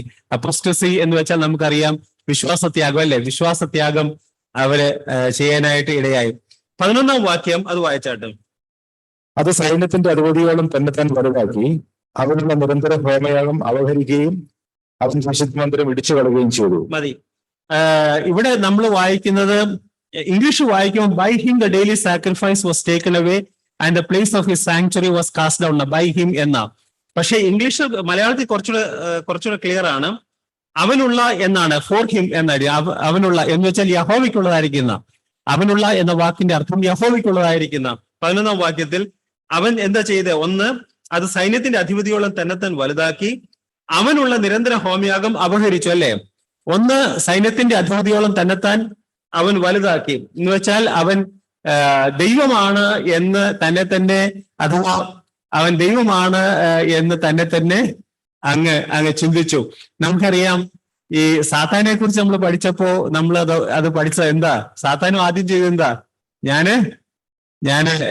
ഞാന് ദൈവത്തിന് സമനാണ്, അഥവാ ഞാൻ അതിന്റെ മുകളിൽ പോകും എന്ന് സാത്താൻ വിചാരിച്ചു. വാസ്തവത്തിൽ ദൈവത്തോട് നമ്മൾ പാപം ചെയ്യുമ്പോഴും അങ്ങനെയല്ലേ? പാപം ചെയ്യുമ്പോഴും ദൈവത്തോടാണ് നമ്മൾ പാപം ചെയ്യുന്നല്ലേ? ആര് പാപം ചെയ്താൽ, നമ്മൾ മനുഷ്യനോട് പാപം ചെയ്താലും നമ്മൾ വാസ്തവത്തിൽ ദൈവവചനം ചിന്തിക്കുന്ന എങ്ങനെ? നാം ദൈവത്തോട് പാപം ചെയ്യുന്നത്. അപ്പൊ ദൈവത്തോടാണ് ഇങ്ങനെയുള്ള വ്യക്തികൾ അവരെ ദൈവത്തോടാണ് അവരെ എതിർക്കുന്നത്. അതാണ് ഇവിടെ നമ്മൾ കാണുന്നു. അവനുള്ള എന്ന് വെച്ചാൽ ദൈവത്തിനുള്ള, ഇൻസ്റ്റെഡ് ഓഫ് ബൈ ഹിം, ഇംഗ്ലീഷില് it should be for him, means for യഹോവ. യഹോവയ്ക്കുള്ളതായിരിക്കുന്ന ആ നിരന്തര ഹോമയാഗം അവൻ അപഹരിച്ചു എന്ന് വെച്ചാൽ അവനത് തന്റെ സ്വന്തം ദേവന്മാർക്ക് ഉള്ള യാഗമായിട്ട് അവൻ അത് മാറ്റി. So by him the daily sacrifice was taken away with the force for his own benefits or for his own idols. എന്ന് മാത്രമല്ല, ഇവിടെ നമ്മൾ വായിക്കുന്നു, അവന്റെ വിശുദ്ധ മന്ദിരം ഇടിച്ചു കളയുകയും ചെയ്തു. ചരിത്രത്തിൽ നമുക്കറിയാം, അന്ത്യോക്യസ് എപ്പിഫാനസ് ചെയ്തെന്ന് വിശുദ്ധ മന്ദിരത്തിന്റെ അകം മുഴുവൻ താൻ അങ്ങ് വ്യത്യസ്തപ്പെടുത്തി. നമുക്കറിയാം, വിശുദ്ധ മന്ദിരമൊക്കെ പണിതിരിക്കുന്ന ദൈവത്തിന്റെ കണക്ക് പ്രകാരവും ദൈവത്തിന്റെ നിയമത്തിനനുസരിച്ചൊക്കെയാണ്. പക്ഷെ ഇപ്പൊ എന്താ ചെയ്തേക്കുന്നേ? അതെല്ലാം മാറ്റിയിട്ട് സ്വന്തം ഇഷ്ടപ്രകാരം ആന്റിയോക്കസ് എപ്പിഫാനസ് ഈ വിശുദ്ധ മന്ദിരത്തിന്റെ അകമൊക്കെ അങ്ങ് മാറ്റുവാനായിട്ട് ഇടയായി. അതാ, അവൻ വിശുദ്ധ മന്ദിരത്തിന് ആഘോഷം പൂർണ്ണമായി തന്റെ വിദ്യപ്രകാരം പണിതു, പ്രാകാരം തന്റെ ദേവന് സമർപ്പിച്ചു, യാഗപീഠം പഴയത് കളഞ്ഞ് പുതിയത് പണിതു. എല്ലാം ഇപ്പൊ പുതിയതാക്കി ആന്റിയോക്കസ് എപ്പിഫാനസ് ഈ ദേവാലയം യഹൂദന്മാർക്ക് ഉപയോഗിക്കാൻ കഴിയാത്ത വണ്ണം അത് മാറ്റുവാനായിട്ട് ഇടയായി. ഇനി 12ാമത്തെ വാക്യം, അവന്റെ വിശുദ്ധ മന്ദിരം ഇടിച്ചു കളയുകയും ചെയ്തു. അതിക്രമം ഹേതുവായി നിരന്തര ഹോമയാഗത്തിനെതിരായി ഒരു സേവ നിയമിക്കപ്പെടും. അത് സത്യത്തെ നിരത്ത് തള്ളിയിടുകയും കാര്യം നടത്തി സാധിപ്പിക്കുകയും ചെയ്യും. അത് നമ്മൾ ഇംഗ്ലീഷിൽ വായിക്കുന്നത് ഇങ്ങനെ, and an host was given him against the daily sacrifice by reason of transgression. ഇവിടെ ഞാൻ എഴുതിയിട്ടുണ്ട്, ആരുടെയാണ് ഹൂസ് ട്രാൻസ്ഗ്രഷൻ ഇസ് ദിസ്? ആരുടെയാണ് അതിക്രമം? നമുക്കറിയാം, അത് യഹൂദന്റെ അതിക്രമം മുഖാന്തരമാണ്. ഇവിടെ അതിക്രമം ഹേതുവായി എന്ന് വെച്ചാൽ യഹൂദന്റെ അതിക്രമം ഹേതുവായി, അവന്റെ ട്രാൻസ്ഗ്രഷൻ ഹേതുവായി. അവൻ എന്താണ് അതിക്രമം ചെയ്തത് എന്ന് ചോദിച്ചാൽ, സത്യദൈവത്തെ വിട്ട് വിഗ്രഹങ്ങളിലേക്ക് തിരിഞ്ഞു എന്നുള്ള, സത്യദൈവത്തെ വിട്ട് വിഗ്രഹങ്ങളിലേക്ക് തിരിയാനായിട്ട് ഇടയായി. എന്താ ചെയ്തത്? വിഗ്രഹങ്ങളെ തിരിഞ്ഞു എന്ന് മാത്രമല്ല, നിരന്തര ഹോമയാഗത്തിനെതിരായി ഒരു സേവ നിയമിക്കപ്പെടും. എന്ന് വെച്ചാൽ ഇവൻ എന്താ ചെയ്തതെന്ന് ചോദിച്ചാൽ, ഇവൻ എന്ന് വെച്ചാൽ ഇവൻ ചിലരെ പ്രീസ്റ്റിനെയും ഒക്കെ അവന്റെ ആൾക്കാരായിട്ട് അവൻ മാറ്റി. ദൈവം എന്താ ചെയ്തതെന്ന് അറിയാമോ? അവരുടെ ഒരു ജനത്തെ ദൈവം അവന്റെ കയ്യിൽ ഏൽപ്പിച്ചു കൊടുത്തു. അതാ ഇവിടെ നമ്മൾ 12ാം വാക്യത്തിൽ, അതിക്രമം ഹേതു നിരന്തര ഹോമത്തിനായി ഒരു സേവ നിയമിക്കപ്പെടും എന്ന് വെച്ചാൽ ദൈവം ഒരു ഗ്രൂപ്പിനെ, യഹൂദനെ തന്നെ ഇവന്റെ വേലയ്ക്കായിട്ട് നിയമിച്ചു എന്നുള്ളതാണ്. ഞാനിവിടെ ലേവ്യ പുസ്തകം 26ാം അധ്യായം ഇവിടെ റെഫറൻസ് ആയിട്ട് കൊടുത്തിട്ടുണ്ട്. ലേവ്യ പുസ്തകം 26, ഇന്ന് ഞാൻ പെട്ടെന്ന് രാവിലെ വായിച്ചപ്പോ ഇതിന്റെ ശ്രദ്ധയിൽപ്പെട്ട 26ാം അധ്യായം. 26ാം അധ്യായം വാസ്തവത്തിൽ ലേവ്യ പുസ്തകം 26ാം അധ്യായത്തിന്റെ ആദ്യ ഭാഗത്ത് യഹൂദൻ ദൈവത്തിന്റെ കൽപ്പനകൾ പ്രമാണിച്ചാൽ അവന് ലഭിക്കുന്നതായ നന്മകളെ കുറിച്ച് അവിടെ രേഖപ്പെടുത്തിയിട്ടുണ്ട്. അവന് ഉദാഹരണം, നിങ്ങൾ 5 പേര് 100 പേരെ ഓടിക്കും, 100 പേര് 10,000 പേരെ ഓടിക്കും, നിങ്ങൾക്ക് ഒരുപാട് കാര്യങ്ങൾ നിങ്ങൾ എന്റെ ന്യായപ്രമാണം ചെയ്താൽ നിങ്ങൾക്ക് തരും എന്ന് ലേവ്യ പുസ്തകം 26ാം അധ്യായത്തിൽ ദൈവം അവരോട് പറയുന്നുണ്ട്. എന്നാൽ നിങ്ങൾ തെറ്റ് ചെയ്താൽ ആദ്യം നിങ്ങളുടെ ഇടയിലേക്ക് മറ്റ് രോഗങ്ങളും ഒക്കെ വരുത്തും. അതിനുശേഷം 26-ാം അധ്യായം ഒന്ന് നോക്ക്. ഞാൻ 1-2 വാക്യങ്ങൾ മാത്രം നിങ്ങളെ പെട്ടെന്ന് ഒന്ന് കാണിച്ചത്. 26-ാം അധ്യായം, ലേവ്യ പുസ്തകം 26-ാം അധ്യായം, അതിന്റെ 14-ാം വാക്യം ഞാൻ വായിക്കും കേട്ടോ. എന്നാൽ നിങ്ങൾ എന്റെ വാക്ക് കേൾക്കാതെ എന്റെ കൽപ്പനകൾക്കും പ്രമാണിക്കാതെ ഇരുന്നാൽ, അവിടെ 16-ാം വാക്യത്തിൽ ഭീതി, ക്ഷയരോഗം, ജ്വരം ഇതൊക്കെ വരുത്തും. പിന്നെ നിങ്ങൾക്ക് പലവിധമായിരിക്കുന്ന പ്രശ്നങ്ങൾ ഉണ്ടാകും. പിന്നെ 25-ാം വാക്യത്തിൽ നിങ്ങളെ ശത്രുവിന്റെ കയ്യിൽ ഏൽപ്പിക്കും. അവിടെ നമ്മൾ ഓർക്കണം, പടിപടിയായിട്ട് കേട്ടോ, പടിപടിയായിട്ട് നിങ്ങളെ ശത്രുവിന്റെ കയ്യിൽ ഏൽപ്പിക്കും. ഇനി 27-ാം വാക്യം നോക്കി. ഇതെല്ലാമായിട്ട് നിങ്ങൾ എന്റെ വാക്ക് കേൾക്കാതിരുന്നാൽ എന്തുണ്ടാവും? 31-ാം വാക്യം, ഞാൻ നിങ്ങളുടെ പട്ടണങ്ങളെ പാഴ്നിലവും നിങ്ങളുടെ വിശുദ്ധ മന്ദിരങ്ങളെ ശൂന്യവുമാക്കും. അപ്പൊ നോക്കൂ, ദൈവത്തിന്റെ ന്യായവിധി, ഈ ജനത്തോടുള്ള ന്യായവിധി പടിപടിയായിട്ടല്ലേ. ഒരു പരിധി വരെ ദൈവം ക്ഷമിക്കും. അത് കഴിഞ്ഞാൽ പിന്നെ ദൈവം എന്ത് ചെയ്യും? രോഗങ്ങളും ഒക്കെ വരുത്തും, ചെറിയ ചെറിയ കാര്യങ്ങളൊക്കെ വരുത്തി ഒന്ന് കൊടുക്കും. അത് കഴിഞ്ഞിട്ടും പറ്റിയില്ലെങ്കിൽ എന്തുണ്ടാവും? നിങ്ങളെ അടിമകളായിട്ട് വിടും. യഹൂദന്റെ കാര്യം നമ്മളൊന്ന് ആലോചിച്ച് നോക്കൂ. യഹൂദന്റെ ജീവിതത്തിൽ അവരൊക്കെ അറിയാലോ അല്ലേ? അവരാദ്യം കുറെ പേര് അശൂരിലേക്ക് കൊണ്ടുപോയി, പിന്നെ കുറെ പേര് ബാബിലോണിലേക്ക് കൊണ്ടുപോയി. ഇതൊക്കെ അവർക്കറിയാം. അവര് അതിനു മുമ്പ് അനേക പ്രാവശ്യം ഫെലിസ്തീർക്കും ഒക്കെ അവര് ഇങ്ങനെ അടിമകളായിട്ട് പോയിട്ടുണ്ട്, അഥവാ ഫെലിസ്തീനൊക്കെ അവരെ ഭരിച്ചിട്ടുണ്ട്. ഇതൊക്കെ അവർക്കറിയാം. പക്ഷെ എന്നിട്ടും ഇവരുടെ ജീവിതത്തിൽ ഒരു വ്യത്യാസം ഉണ്ടായില്ല. അപ്പൊ എന്താ ഇവിടെ ലേവ്യ പുസ്തകത്തിൽ മോശ മുഖാന്തരം കർത്താവ് പറയുന്നത് എന്താ? അങ്ങനെയൊക്കെയാണെങ്കിൽ ഞാൻ അവസാന കൈയായിട്ട് എന്ത് ചെയ്യും? നിങ്ങളുടെ വിശുദ്ധ മന്ദിരം ഞാൻ നശിപ്പിച്ചു കളയും. നിങ്ങളുടെ വിശുദ്ധ മന്ദിരം ഞാൻ നശിപ്പിച്ചു കളയും. ഇവിടെ അന്ത്യോക്യസ് എപ്പിഫാനോസിന്റെ ജീവിതത്തിൽ അവനുമായിട്ടുള്ള ബന്ധത്തിൽ ഇവിടെ നമ്മൾ എന്താ പറയുന്നത്? അതിക്രമ ഹേതുവായി നിരന്തര ഹോമയാഗത്തിനെതിരായി ഒരു സേവ നിയമിക്കപ്പെടും. എന്താ ചെയ്തത്? യഹൂദന്മാരിൽ ഒരുപാട് പേര് അവസരം മുതലാക്കി ഇവന്റെ കൂടെ കൂടി, അഥവാ ദൈവം അതിനുള്ളതായ മുഖാന്തരങ്ങളെ ഒരുക്കി. ദൈവം ഇവരെ തന്നെ കുറെ പേരെ, നമുക്കറിയാം ഇന്ന് രാഷ്ട്രീയമായിട്ട് നമ്മൾ കാണുന്നതല്ല, ഒരു കാലത്തും അവരുടെ പ്രിൻസിപ്പിൾ ഒന്നും പറ്റാത്തതായിരിക്കുന്ന ആൾക്കാർ, മതപരമായിട്ടും രാഷ്ട്രീയമായിട്ടും പറ്റാത്തവരൊക്കെ ഇപ്പം സ്വന്തം ലാഭത്തിന് വേണ്ടി അവര് പോകുന്ന നമ്മുടെ ദിനപത്രങ്ങൾ നമ്മൾ എല്ലാ ദിവസവും കണ്ടുകൊണ്ടിരിക്കുന്നതാണ്. അപ്പൊ നമുക്ക് ഇന്നും അറിയാം, ഇന്നും അങ്ങനെയുള്ള ആൾക്കാരുണ്ട്. നമുക്കറിയാം കർത്താവിനോട് യൂദാ ഇസ്കരിയോത്താണല്ലോ കർത്താവിന് വിട്ടുകൊടുത്തല്ലേ. അപ്പൊ അത് എല്ലാ കാലഘട്ടത്തിലും ഉണ്ട്. ഇവിടെ എന്താ, ദൈവം ഇവരുടെ അതിക്രമം ഹേതുവായിട്ട് ഇവരിൽ തന്നെ കുറെ പേരെ ഈ അന്ത്യോക്യസിന്റെ ആൾക്കാരായിട്ട് അവരെ തന്നെ ഏൽപ്പിച്ചു കൊടുക്കും. എന്ന് മാത്രമല്ല, അവരെ എന്താ ചെയ്യുന്നത് അറിയാം? നിരന്തര ഹോമയാഗത്തിനെതിരായി ഒരു സേവ നിയമം. എന്ന് വെച്ചാൽ ഇവരുടെ പ്രധാനപ്പെട്ട ചുമതല എന്ന് പറയുന്നത്, അല്ലെ അവരുടെ ലക്ഷ്യം എന്ന് പറയുന്നത് നിരന്തര ഹോമയാഗം നിർത്തുക. എന്ന് വെച്ചാൽ ഇനി യഹൂദന്റെ ദൈവത്തിന് ഹോമയാഗം വേണ്ട എന്നുള്ളതായിരിക്കും ചിന്ത. അത് ചെയ്യുകയും ചെയ്യും. വാസ്തവത്തിൽ ഈ ഭാഗം നമ്മെ വളരെയധികം ഭയപ്പെടുത്തേണ്ടതായിരിക്കുന്ന ഒരു വിഷയമാണ്. ഇത് തന്നെയുമല്ല, ഇവിടെ നമ്മൾ വായിക്കുന്നത്, അത് സത്യത്തെ നിലത്ത് തള്ളിയിടുകയും കാര്യം നടത്തി സാധിപ്പിക്കുകയും ചെയ്യും. സത്യത്തെ നിലത്ത് തള്ളിയിട്ടു എന്ന് വെച്ചാൽ ശരിയായ മതത്തെ നിലത്ത് തള്ളിയിടും. ആരാ തള്ളിയിടുന്നത്? ഈ സേവ അല്ലേ? ഈ സേവ, ഈ ദൈവത്തിനെതിരായിട്ടുള്ളതായിരിക്കുന്ന യഹൂദന്മാർ തന്നെ, അവർ തന്നെ ദൈവം അവരെ ഇതിനായിട്ട് ഏർപ്പെടുത്തുക. ഇവർ ഈ പ്രവൃത്തി ചെയ്യാനായിട്ട് ദൈവം അവർക്ക് അവരിൽ തെറ്റായിരിക്കുന്ന ആത്മാവിനെ കൊടുക്കും. എന്ന് വെച്ചാൽ തെറ്റായ രീതിയിൽ അതിൽ ഇടപെടുവാനിടയാകും. അവര് ഈ നിരന്തര ഹോമയാഗത്തിനെതിരായിട്ട് അവർ പ്രവർത്തിക്കും എന്നുള്ള നിരന്തര ഹോമത്തിനെതിരായി ഒരു സേവ നിയമിക്കപ്പെടും. സത്യത്തെ നിലത്തള്ളിയിടുകയും കാര്യം നടത്തി സാധിപ്പിക്കുകയും ചെയ്യും എന്നുള്ളതാണ്. അവരുടെ കാര്യം നടത്തി സ്വന്തം ഇഷ്ടം അവർ സാധിക്കും. അവരുടെ സ്വന്തം ഇഷ്ടം എന്താ? ഈ നിരന്തര ഹോമയാഗം എങ്ങനെയെങ്കിലും നിർത്തണം എന്നുള്ളതാണ്. ഇതിന്റെ ഒരു കാര്യം എന്താണെന്ന് ചോദിച്ചാൽ, ഇതിന്റെ ഇഫക്റ്റ് ആയിട്ട് ഈ അന്ത്യോക്യസ് എപ്പിഫാനോസ് ഇങ്ങനെ ചെയ്തതുകൊണ്ട് വാസ്തവത്തിൽ യഹൂദ ചരിത്രത്തിൽ ഏറ്റവും പ്രധാനപ്പെട്ടതായിരിക്കുന്ന ഒരു റിവോൾട്ട്, എന്താ പറയാ, ഒരു റിവോൾട്ടിന്റെ മലയാളം എന്തോ, ഒരു പ്രക്ഷോഭം, ഒരു ഗറില്ല യുദ്ധം പോലെ ഉണ്ടാകാനായിട്ടിടയായി. അതിന് മക്കാബിയൻ റിവോൾട്ട് എന്ന് പറയാം. യഹൂദ ചരിത്രത്തിൽ ഏറ്റവും പ്രധാനപ്പെട്ടതായ റിവോൾട്ടാണ് അത്. മക്കാബീസ് എന്ന് പറയുന്നതായിരിക്കുന്ന ഈ ഗ്രന്ഥത്തിലും അതുപോലെ ജോസഫസും ആ കാര്യം എഴുതിയിട്ടുണ്ട്. യഹൂദ ഹോളിഡേ ആയിരിക്കുന്ന ഹനൂക്ക എന്ന് പറയുന്നതായിരിക്കും ഹോളിഡേ. അത് ഇന്നും ഉണ്ട് കേട്ടോ. വാസ്തവത്തിൽ 8 ദിവസത്തെ വലിയ ഉത്സവമാണ് യഹൂദന്മാരുടെ ഹനൂക്ക എന്ന ഉത്സവം. അത് ഈ വർഷം അത് ഡിസംബർ 25-ാം തീയതിയാണ് എന്ന് കാണാനായിട്ട് ഇടയായി. ഡിസംബർ 25-ാം തീയതി തുടങ്ങി ജാനുവരി 1-ാം തീയതി വരെയാണ് 2-ാം തീയതി വരെയാണ് ആ ഉത്സവം ഈ വർഷം നടക്കേണ്ടത്. ഹനൂക്ക എന്ന് പറയുന്ന ഉത്സവം, ആ ഉത്സവം ഈ മക്കാബിയൻ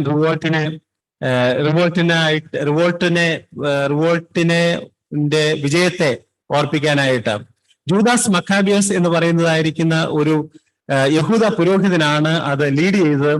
അദ്ദേഹത്തിന്റെ പിതാവ് മത്തത്യാസ് എന്ന് പറയുന്നതായിരിക്കുന്ന വ്യക്തി ഇത് നിർബന്ധിച്ചതായിരിക്കുന്ന ഇങ്ങനെയുള്ളതായിരിക്കുന്ന ആരാധന ക്രമങ്ങൾ നിർബന്ധിച്ചതായിരിക്കുന്ന അന്ത്യോക്യസ് എപ്പിഫാനോസിന്റെ ഒരു ഉദ്യോഗസ്ഥനെ താൻ കൊല്ലാനിടയായി. അതുപോലെ അതിന് തന്നോടുകൂടെ നിന്നതായിരിക്കുന്ന ഒരു യഹൂദ പുരോഹിതനെയും യഹൂദനെയും താൻ കൊല്ലുവാനിടയായി. അത് കഴിഞ്ഞ് അവര് ഗറില്ല യുദ്ധത്തിൽ എന്ന് വെച്ചാൽ അവര് ഒളി യുദ്ധത്തിലേക്ക് അവര് ഓടിപ്പോയി. അവസാനം അവര് ഗറില്ല യുദ്ധം ചെയ്തു.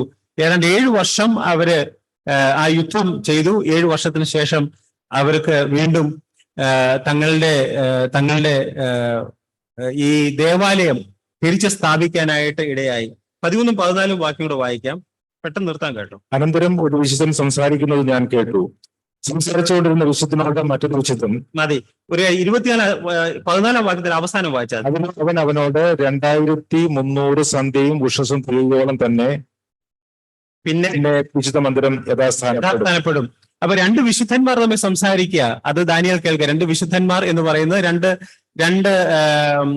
രണ്ട് ഏഞ്ചൽസ്, ദൂതന്മാരാണ് എന്ന് നമുക്ക് ചിന്തിക്കാം.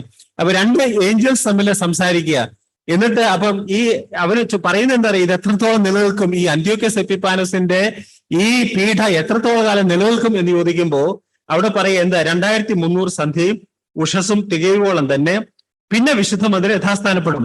അപ്പൊ വിശുദ്ധ മന്ദിരം യഥാസ്ഥാനപ്പെടുന്നതിന് മുമ്പ് 2300 സന്ധ്യയും ഉഷസ്സും എന്ന 2300 എന്ന് പറയുന്നത് സന്ധ്യയും ഉഷസ്സും എന്ന് പറയുന്നത് 360 ദിവസമാണ് ഒരു പ്രവാചക വർഷം. അപ്പൊ 360 ഡിവൈഡ് ചെയ്താൽ 6.4 ഇയേഴ്സ് കിട്ടും. 7 വർഷമല്ല, 7 വർഷം ആണ് നമുക്കറിയാം പീഡനകാലം. ഇവിടെ പീഡനകാലത്തെ കുറിച്ചല്ല പറയുന്നത്, 2300 ദിവസം എന്ന് വളരെ പ്രത്യേകമായിട്ട് പറയുക. അത് 6.4 ഇയേഴ്സ് അഥവാ 7 വർഷത്തിൽ താഴെ ഉള്ളതായിരിക്കുന്ന ഒരു കാലഘട്ടമാണ് അത്. അതിനുശേഷം വിശുദ്ധ മന്ദിരം യഥാസ്ഥാനപ്പെടും. അപ്പൊ വിശുദ്ധ മന്ദിരം യഥാസ്ഥാനപ്പെട്ടത് ഈ ജൂദാസ് മക്കാബിയൻ റെവല്യൂഷൻ ഉണ്ടായിട്ട് വിശുദ്ധ മന്ദിരം പുനഃസ്ഥാപിച്ചത് 165 BC-ലാണ്. December 25, 165 BC. ഡിസംബർ 25, 165 BC-ലാണ് ഈ ദേവാലയം പുനഃസ്ഥാപിച്ചത്, തിരിച്ചു കൊണ്ടുവന്നത്. ഈ എല്ലാ അശുദ്ധിയൊക്കെ എല്ലാം മാറ്റിയിട്ട് വീണ്ടും അവിടെ ആരാധനാക്രമങ്ങൾ കൊണ്ടുവന്നത് 165 BC-ലാണ്. അവിടെ നമ്മൾ 2300 ദിവസം പുറകോട്ടെടുത്താൽ അത് വന്നുപെടുന്നത് BC 171-ലേക്കാണ് അത് വന്നുപെടുന്നത്. BC 171 എന്താണ് സംഭവിച്ചതെന്ന് ചോദിച്ചാൽ, അന്ത്യോക്യസ് എപ്പിഫാനസ് അവരുടെ ഏറ്റവും പ്രധാനപ്പെട്ടതായിരിക്കുന്ന ശരിയായ പുരോഹിതനായിരിക്കുന്ന ഓണിയാസ് III എന്ന് പറയുന്നതായിരിക്കുന്ന പുരോഹിതനെ മാറ്റിയിട്ട് അതിന് പകരം ജേസൺ എന്ന് പറയുന്നതായിരിക്കുന്ന ഒരു സ്യൂഡോ പുരോഹിതൻ എന്ന് വെച്ചാൽ ഈ അന്ത്യോക്യസ് എപ്പിഫാനസിനോട് യോജിച്ച് നിൽക്കുന്നതായിരിക്കുന്ന വിഗ്രഹങ്ങളെ സേവിക്കുന്നതായിരിക്കുന്ന ഒരു വ്യക്തി. അദ്ദേഹം വാസ്തവത്തിൽ ഓണിയാസിന്റെ സ്വന്തം ബ്രദറാണ്. അദ്ദേഹത്തെ താൻ മഹാപുരോഹിതനാക്കി മാറ്റുവാനിടയായി. അതാണ് നമ്മൾ വാസ്തവത്തിൽ 2300 ദിവസം പുറകോട്ടെടുത്താൽ സംഭവിക്കുന്നത്. അപ്പൊ 2300 ദിവസത്തേക്കാണ് അത് ആരംഭിക്കുന്നത്. ഓണിയാസ് III അഥവാ മഹാപുരോഹിതനെ മാറ്റിയിട്ട് തന്റെ മഹാപുരോഹിതനെ വെക്കുന്നതായിരിക്കും ദിവസം തുടങ്ങിയാണ്. അത് തുടങ്ങി ഈ ദേവാലയം പുനഃസ്ഥാപിക്കുന്നത് വരെയുള്ളതായിരിക്കുന്ന കാലഘട്ടം. ഇനി 16-ാമത്തെ വാക്യം, ഗബ്രിയേലെ ഇവൻ ഈ ദർശനം ഗ്രഹിപ്പിച്ചു കൊടുക്ക എന്ന് ഊലായി തീരത്തുനിന്ന് വിളിച്ചു പറയുന്ന ഒരു മനുഷ്യ ശബ്ദം ഞാൻ കേട്ടു. ഗബ്രിയേലിനോട് പറയാം. വാസ്തവത്തിൽ ഇവിടെയാണ് ആദ്യമായിട്ട് തിരുവചനത്തിൽ വിശുദ്ധ ദൂതന്മാരുടെ പേര് രേഖപ്പെടുത്തിയിരിക്കുന്നത്. ഇതിനു മുമ്പ് വിശുദ്ധ ദൂതന്മാരുടെ പേര് രേഖപ്പെടുത്തിയിട്ടില്ല. ഗബ്രിയേൽ എന്ന വാക്കിന്റെ അർത്ഥം ഗബ്രി എന്ന വാക്കിന്റെ അർത്ഥം ശക്തി അഥവാ അധികാരം എന്ന. ഏൽ എന്ന് വെച്ചാൽ ദൈവം. ഗബ്രിയേൽ എന്ന വാക്കിന്റെ അർത്ഥം ദൈവത്തിൽ നിന്ന് ശക്തി ലഭിച്ചവൻ, അധികാരം ലഭിച്ചവൻ എന്നാണ്. ഇവിടെയാണ് ആദ്യമായിട്ട് തിരുവചനത്തിൽ ഒരു ദൂതന്റെ പേര് രേഖപ്പെടുത്തുക. ഗബ്രിയേലിന്റെ പേരാണ് ആദ്യമായിട്ട്. ഇതിനു മുമ്പ് തിരുവചനത്തിൽ ഒരു ദൂതന്റെ പേര് രേഖപ്പെടുത്തിയിട്ടില്ല. എന്നിട്ട് 17-19 വാക്യങ്ങളിൽ ഈ ദർശനം അന്ത്യകാലത്തേക്കുള്ളതാകുന്നു എന്ന് രേഖപ്പെടുത്തിയിരിക്കുക. ഈ ഭാഗം തുടങ്ങി വാസ്തവത്തിൽ ഇതിനു മുമ്പുള്ളതായിരിക്കുന്ന കാര്യങ്ങൾ അന്ത്യോക്യസ് എപ്പിഫാനസിൽ പൂർണ്ണമായിട്ട് നിറവേറ്റി. ഇതിനു ശേഷമുള്ള കാര്യങ്ങൾ വാസ്തവത്തിൽ അനേക വേദപഠിതാക്കൾ, പ്രത്യേകിച്ച് സ്കോഫിൽ റഫറൻസ് ബൈബിളിലും, അതുപോലെ ഞാൻ ജി ഡ്വൈറ്റ് പെന്റക്കോസ്റ്റ് എന്ന് പറയുന്നതായിരിക്കുന്ന വ്യക്തി വാസ്തവത്തിൽ നമ്മുടെ അതേ വിശ്വാസ പ്രമാണങ്ങളിലായി എന്ന് വെച്ചാൽ നമ്മുടെ ഡിസ്പെൻസേഷൻ പ്രീ മില്ലേനിയലിസ്റ്റ്, പ്രീ ട്രിബുലേഷനിസ്റ്റ്, നമ്മുടെ ഭാവി കാലത്തെക്കുറിച്ചുള്ള നമ്മുടെ പഠിപ്പീര് തന്നെ ഡാളസ് തിയോളജിക്കൽ സെമിനാരി അവരുടെ വിശ്വാസ പ്രമാണം നമ്മൾ വിശ്വസിക്കുന്നതായിരിക്കുന്ന ഇതേ വിശ്വാസ പ്രമാണം തന്നെയാണ് അവരുടെ വിശ്വാസ പ്രമാണം ഈ ഭാവിയുള്ള ബന്ധത്തിൽ. അപ്പം അത് പഠിപ്പിക്കുന്നതായിരിക്കുന്ന വളരെ പ്രഗത്ഭനായിരിക്കുന്ന വ്യക്തിയാണ്. അവരെല്ലാം വിശ്വസിക്കുന്നത് ഈ ഡാനിയൽ പ്രവചനം 8-ാം അധ്യായം 15-ാം വാക്യം മുതൽ ഡ്യുവൽ ഫുൾഫിൽമെന്റ് ഉണ്ട്, അഥവാ വിവിധമായിരിക്കുന്ന നിവൃത്തിയുണ്ട് എന്നാണ് വിചാരിക്കുന്നത്. വിവിധമായ നിവൃത്തി അത് സാധിച്ചത് അത് വാസ്തവത്തിൽ അന്ത്യോക്യസ് എപ്പിഫാനസിലാണ് എന്ന് വന്നാലും അത് അന്ത്യോക്യസ് എപ്പിഫാനസിൽ പൂർണ്ണമായിട്ട് നിവർത്തിച്ചില്ല. അതിന്റെ ഒരു ഫൈനൽ ഫുൾഫിൽമെന്റ് നമുക്ക് വാസ്തവത്തിൽ നമുക്ക് അന്തിക്രിസ്തുവിലും കാണുവാനായിട്ട് കഴിയും. ഈ ഭാഗം വാസ്തവത്തിൽ രേഖപ്പെടുത്തിയിരിക്കുന്ന അന്ത്യോക്യസ് എപ്പിഫാനസിനെ കുറിച്ചാണ്. അതിന് സംശയമൊന്നുമില്ല. പക്ഷെ കാര്യം അദ്ദേഹം യവന രാജാവാണ്. പക്ഷേ അതിന് ഡ്യുവൽ ഫുൾഫിൽമെന്റ് ഉണ്ടാവും. അത് രണ്ടാമത്തെ ഫുൾഫിൽമെന്റ് ആന്റി ക്രൈസ്റ്റിലായിരിക്കും എന്നുള്ളതാണ്. ഇനി 24-ാമത്തെ വാക്യം അവന്റെ അധികാരം വായിച്ചു. എന്നാൽ ദാനിയേൽ എന്ന ഞാൻ ബോധം കെട്ടു, കുറെ ദിവസം ദൂരമായി കിടന്നു. അതിനുശേഷം ഞാൻ എഴുന്നേറ്റ് രാജാവിന്റെ പ്രവൃത്തി നോക്കി.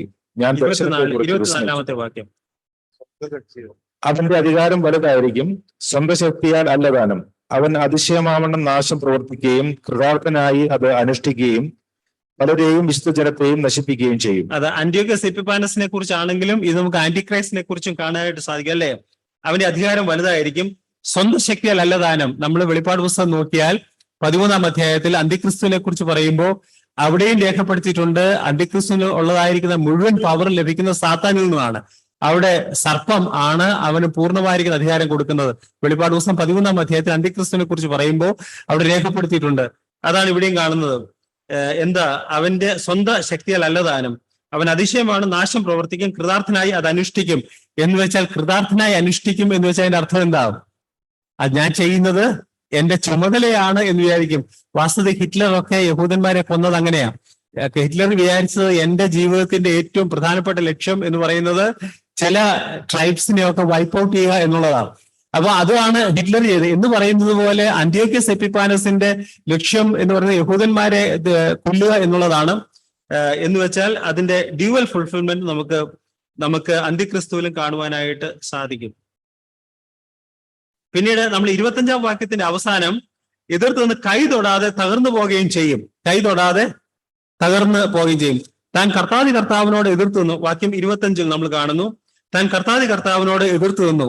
മക്കാബീസില് അത് വളരെ വ്യക്തമായിട്ട് മക്കാബീസ് എന്ന് പറയുന്നതായിരിക്കുന്ന ആ അപ്പോക്രിഫ ഗ്രന്ഥത്തിൽ ഇവനെ കുറിച്ച് എഴുതിയിട്ടുണ്ട്. ഞാനിവിടെ വായിക്കാം. Thus he who only a little while before had thought in his superhuman arrogance that he could command the waves of the sea. He thought, and had imagined that he could weigh the mountains in a balance, was brought down to earth and carried in a litter, making the power of God manifest to all. So he thought that he could weigh the sea. He could command the waves of the sea, and he could weigh the high mountains. ദൈവത്തോട് തുല്യമാക്കി എന്നുള്ളതാണ് അന്ത്യോക്യസ് എപ്പിഫാനസിനെ കുറിച്ച് പറയുന്നത്. നമുക്കറിയാം അന്ത്യക്രിസ്തുവിനെ കുറിച്ച് അത് തന്നെയല്ലേ. അന്ത്യക്രിസ്തുവിന്റെ സ്വഭാവത്തിൽ ഒന്നാണ് താൻ തന്നെ ദൈവമാക്കുക എന്നുള്ളത്. വാസ്തവത്തിൽ കൈ തൊടാതെ തകർന്നു പോവുകയും ചെയ്യും. നമുക്കറിയാം അതും അന്ത്യക്രിസ്തുവിനെ കുറിച്ച് വളരെ കറക്റ്റ് ആണ്. കൈ തൊടാതെ വരുന്നതായിരിക്കും. കല്ല് തീർത്ത് കളയുന്ന അന്ത്യക്രിസ്തുവിനെയാണ്. അതേപോലെ തന്നെ ഇവനെക്കുറിച്ച് എഴുതിയിരിക്കുന്നത് he died from divinely inflicted disease എന്നാ. ഈ സംഭവം കഴിഞ്ഞിട്ട് ഏതാണ്ട് 2-3 വർഷം കഴിയുമ്പോൾ താൻ 3 വർഷം കഴിയുമ്പോൾ താൻ ഒരു പ്രത്യേകമായിരിക്കുന്ന അസുഖം ബാധിച്ച് താൻ മരിക്കാനായിട്ട് ഇടയായി. നമ്മൾ ഓർത്തതുപോലെ ഇത് മേജോ പേർഷ്യ രാജാക്കന്മാരെ കുറിച്ചാണ്, ഗ്രീക്കിനെ കുറിച്ചൊക്കെയാണ്, യവന സാമ്രാജ്യത്തെ കുറിച്ചാണ് എന്ന് വന്നാലും അന്തിക്രിസ്തുവിന്റെ നമുക്ക് ഒരു സെക്കൻഡ് ഫുൾഫിൽമെന്റ് കാണുവാനായിട്ട് സാധിക്കും. ഇവിടെ താഴത്തെ വാക്യങ്ങളിൽ സന്ധികളെയും ഉഷസ്സുകളെയും കുറിച്ച് പറഞ്ഞിരിക്കുന്ന ദർശനം സത്യമാകുന്നു, ദർശനം ബഹുകാലത്തേക്കുള്ളതാകിയാൽ അതിനെ അടച്ചു വെക്കാം എന്ന് ഇവിടെ ദാനിയേലിനോട് പറയുന്നുണ്ട്. വാസ്തവത്തിൽ നമ്മൾ ഇന്നത്തെ വചന പഠനത്തിൽ എന്റെ ഹൃദയത്തിൽ ഏറ്റവും കൂടുതൽ ശക്തമായിട്ട് വന്നത് എന്താ അറിയാമോ? നമ്മള് യഹൂദിന്റെ ജീവിതത്തെ നോക്കിയാൽ അവൻ ദൈവത്തിൽ നിന്ന് അകന്നത് പോയത് കൊണ്ട് ദൈവം എന്ത് ചെയ്തു? അവരിൽ ചിലരെ തന്നെ തന്റെ ശത്രുക്കൾക്ക്, അന്ത്യോക്യസ് പോലെയുള്ളതായിരിക്കുന്ന ശത്രുക്കൾക്ക് തന്നെ ഏൽപ്പിക്കാനിടെ. ദൈവത്തിൽ നിന്ന് ഒരു മനുഷ്യൻ അകന്നു പോയാൽ അവന്റെ ജീവിതം എന്ന് പറയുന്നത് വാസ്തവത്തിൽ ദൈവനാമം ദുഷിക്കും എന്ന് മാത്രമല്ല, അതിനെ കുറിച്ച് നമുക്ക് ചിന്തിക്കാൻ തന്നെ സാധിക്കത്തില്ല. ഒരുവൻ ദൈവത്തിൽ നിന്ന് അകന്നു പോയാൽ, അവർ ദൈവത്തിൽ നിന്ന് പിന്മാറിയാൽ, നമുക്ക് എബ്രായ ലേഖനത്തിലൊക്കെ അതിന് ധാരാളം കാണാൻ കഴിയും കേട്ടോ. സത്യത്തിന് പരിജ്ഞാനം ലഭിച്ച ശേഷം എന്നൊക്കെ പറയുന്നുണ്ട്. എന്ന് വെച്ചാൽ അവിടെ രക്ഷിക്കപ്പെട്ട വ്യക്തിയെക്കുറിച്ചല്ല എന്ന് നമ്മൾ പറയും. വാസ്തവത്തിൽ രക്ഷിക്കപ്പെട്ട വ്യക്തിയെക്കുറിച്ചല്ല അവിടെ പറയുന്നത്. പക്ഷേ എങ്കിലും ഞാൻ പറയുക, രക്ഷിക്കപ്പെട്ട ഒരു വ്യക്തി അഥവാ ഒരു ദൈവമകൻ ദൈവ സന്നിധിയിൽ നിന്ന് അകന്നു പോയാൽ അതിന്റെ ഭവിഷ്യത്ത് വളരെ ഭയങ്കരമാണ്. ലേവ്യ പുസ്തകത്തിൽ നിന്ന് നമുക്ക് അത് കാണാനായിട്ടിടയായി. അന്ത്യോക്യസ് എപ്പിഫാനസിനെ കുറിച്ചുള്ളതായിരിക്കുന്ന ഈ സംഭവ ചരിത്രത്തിൽ നമുക്ക് അത് തന്നെ കാണാൻ കഴിയും. നമ്മൾ ദൈവവചനത്തിൽ വാസ്തവത്തിൽ ഓർത്തു നോക്കൂ, ഒരു 390 വർഷത്തെ ചരിത്രം വളരെ കൃത്യമായിട്ട് വ്യക്തികളുടെ പേര് പറഞ്ഞില്ലെന്നുള്ളതേ ഉള്ളൂ, കൃത്യമായിട്ട് ഈ ഭാഗത്ത് രേഖപ്പെടുത്തിയിട്ടുണ്ട്. ഈ ഭാഗം ദൈവം നമ്മെ സഹായിക്കട്ടെ. വരുന്ന ആളുകളിൽ ദൈവത്തിന് ഹിതകരമായ രീതിയിൽ നമ്മുടെ ജീവിതങ്ങളെ നയിക്കുവാനായിട്ട് ദൈവം നമ്മെ സഹായിക്കട്ടെ. ദൈവത്തിന്റെ വലിയൊരു നാമം വാഴ്ത്തപ്പെടുമാറാകട്ടെ.